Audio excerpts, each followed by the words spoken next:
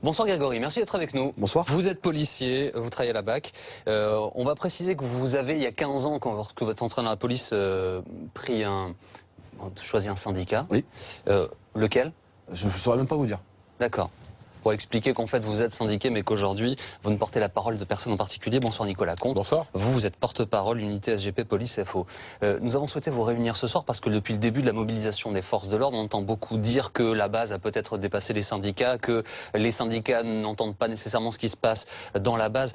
Je voudrais juste avoir votre ressentiment tout d'abord à tous les deux sur ce qu'a annoncé Bernard Cazeneuve ce soir. Est-ce que ça vous satisfait Grégory? Est-ce que vous avez la sensation d'avoir été entendu? Avoir été entendu, oui, parce qu'il y a des choses qui ont été dites qui se recoupent un peu avec ce que nous on avait demandé. Satisfait, non. Satisfait, non, parce que pour moi, il n'y a encore pas assez. J'en ai discuté avec mes collègues vite fait, parce que ça a été lancé il n'y a pas bien longtemps. Et non, il y a encore plein de trucs, qui manquent. Les collègues sont toujours prêts à se mobiliser. Quel est votre sentiment, Nicolas Comte? C'est un peu le même. C'est-à-dire qu'il y a beaucoup d'éléments. Déjà, il y a 250 millions d'euros, c'est pas rien, il faut le reconnaître. Il y a un calendrier précis pour certaines mesures législatives, mais pour nous, il y a un grand manque, notamment sur tout l'aspect rapport hiérarchique. C'est-à-dire que dans toutes les mobilisations qu'ont fait les collègues spontanément hors organisation syndicale, comme vous l'avez rappelé, au départ, revient beaucoup le problème du soutien de la hiérarchie, de l'accompagnement de la hiérarchie, de la présence hiérarchique, et dans ce plan-là, on fait aucune remise en cause de l'institution police nationale dans son fonctionnement hiérarchique. Qu'est-ce qui fait, Grégory, que vous et d'autres avez décidé justement de vous mobiliser hors syndicat au début de ce mouvement? Parce que excusez-moi, pardonnez-moi, je me permets de vous interrompre un instant, parce que pour préciser, je crois que c'est 8 ou 9 policiers sur 10 appartiennent à un syndicat en France. Ouais. On s'est affranchi des syndicats tout simplement parce que jusqu'à maintenant c'était les seuls légitimes pour faire le tampon entre nous et puis l'administration, et que on n'a pas vu d'évolution notable sur nos conditions de travail, sur les effectifs, le matériel, enfin tout ce qu'on demande depuis des années, les problèmes pénaux, les problèmes de zones de non-droit, ce que nous on appelle des zones de non-droit. Alors il peut y avoir débat, ça existe pas. Nous on estime que ça existe. Et on n'a pas eu d'avancée. Donc au bout d'un moment, quand on ne peut pas se faire entendre ni des syndicats, ou que les syndicats peuvent pas se faire entendre par l'administration, il faut prendre les choses en main. Donc c'était pas le but à l'origine du mouvement, hein. C'était vraiment un soutien à nos collègues, et ça a pris de l'ampleur, ça a fait un effet boule de neige qu'on essaie de maîtriser. On essaie de se coordonner avec les collègues sur toute la France pour essayer d'avoir un projet commun de revendication qu'on pourrait peut-être nous ou quelqu'un d'autre porter au gouvernement.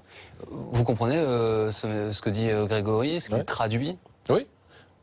Est-ce que vous avez vous-même l'impuissance, le sentiment parfois, Nicolas Comte, d'être un peu impuissant finalement face aux politiques? Et l'impression de ne pas avoir été écouté. Mais je pense que si les organisations syndicales avaient été écoutées, il n'y aurait pas eu ces mouvements. Il y a eu ces mouvements parce qu'à un moment donné, nos collègues se sont dit on n'est pas écouté, les syndicats n'y arrivent pas, et donc on prend les choses en main. Donc il faut savoir à un moment donné l'entendre. Ce que j'observe aussi, c'est qu'il y a une volonté, alors il y a une grande volonté de bouger, il y a une grande volonté aussi de bouger, je dirais pas dans un cadre syndical, mais dans un cadre protectif. Protectif, c'est pas un mot très français. De protection des gens qui vont passer à l'action.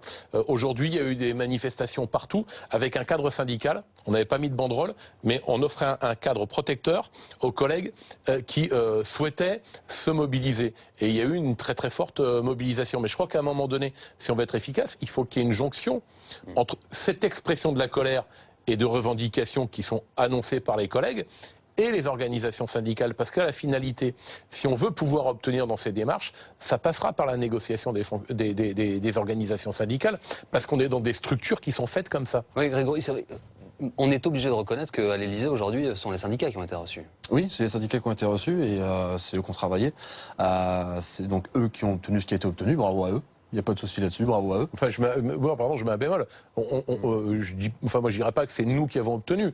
Ce qui a été obtenu, c'est effectivement les organisations syndicales qui y sont allées pour la négociation finale. Mais il faut reconnaître que s'il n'y avait pas eu cette mobilisation depuis des jours des collègues, on n'aurait pas eu cette réunion de ce soir. Vous dites finalement tous les deux c'est bien, mais c'est pas suffisant, on n'est pas satisfait. Ça veut dire quoi? Ça veut dire que ce soir vous nous dites le mouvement pour nous est terminé, ou comme on l'a entendu tout au long de la journée, il y aura d'autres mobilisations et dès demain un peu partout en France? Il y aura d'autres mobilisations. J'ai pris un peu la température, j'ai pas eu énormément de temps parce que c'est assez récent, les déclarations qu'il y a eu là. Le peu que j'ai eu, les collègues, il n'y a rien qu'à changer. La mobilisation reste exactement la même. Voire un peu plus forte parce que les collègues s'attendaient peut-être à plus.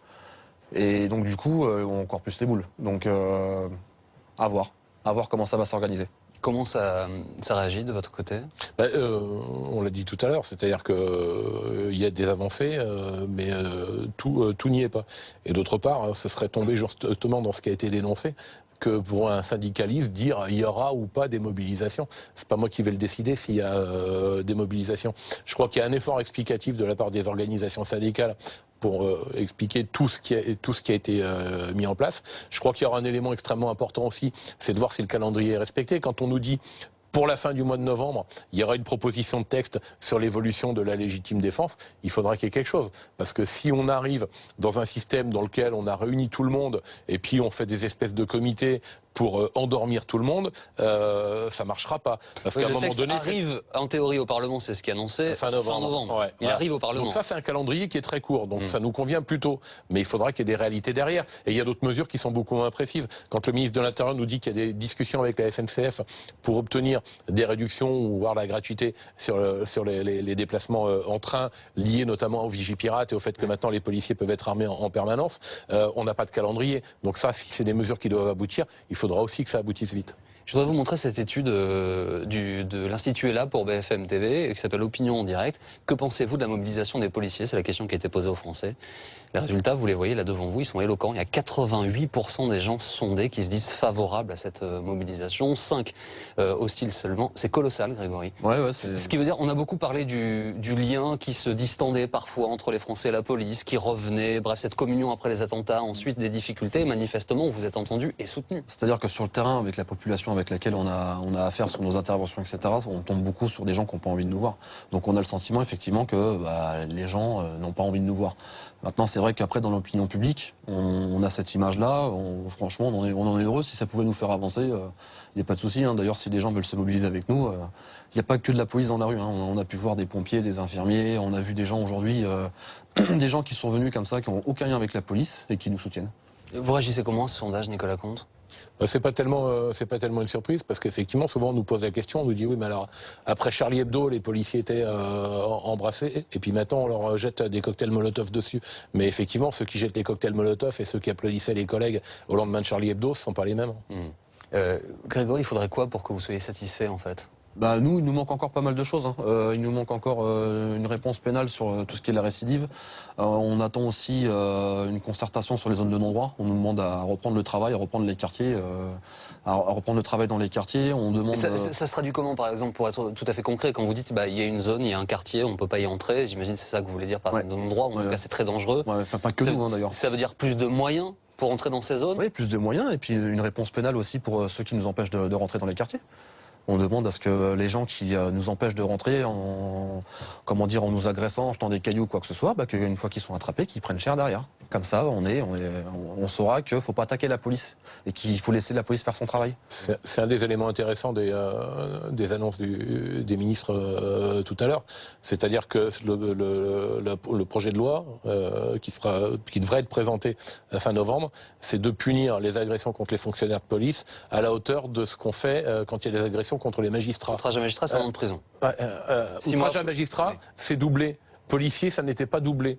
Donc il y a un alignement qui a été demandé et on ose espérer que fin novembre, dans le projet de loi, il y a un alignement qui sera appliqué de manière effectivement qu'il y ait une plus grosse protection des policiers, mais éventuellement pas uniquement des policiers d'ailleurs, ça peut être l'ensemble des agents publics qui exercent une mission de service public et qui doivent avoir une espèce d'intégrité sanctuarisée.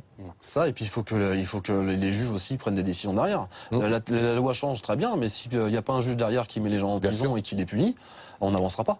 Mais on a dit, Nicolas Comte, vous avez déjà été invité sur ce plateau avec des magistrats qui vous disent attendez, nous on laisse pas les gens dehors par plaisir. Non. Un juge ne décide pas de son propre chef de laisser un délinquant dans la nature parce que ça l'amuse. On a un des taux d'incarcération les plus bas d'Europe, mais parce qu'on a une des justices. Mais dans le même temps, il n'y a jamais eu autant de détenus en France. Oui, mais on a une des justices qui a un des plus faibles budgets d'Europe.